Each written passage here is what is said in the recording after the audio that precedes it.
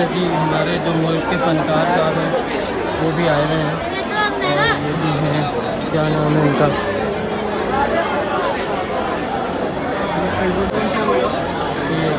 और अस्सलाम वालेकुम सर, कैसे हैं आप? मौला का करम आप सुनाएं। अल्हम्दुलिल्लाह। अस्सलाम वालेकुम, जी कैसे हैं आप? बिस्मिल्लाह। सर क्या मैसेज देते हैं आज के दिन के हवाले से? गम हुसैन में शिरकत करें, छोड़ दें लड़ाई झगड़ों को और मत ये सोचें कि ये हुसैन पाक सिर्फ शीयों के हैं, ये पूरी कायनात के हैं।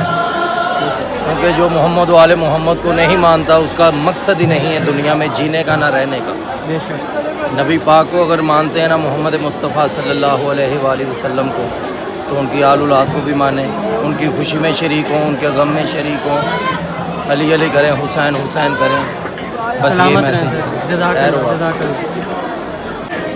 एक मैसेज सलीम अलबेला साहब से भी लेते हैं आज मुहर्रम उल हराम के हवाले से।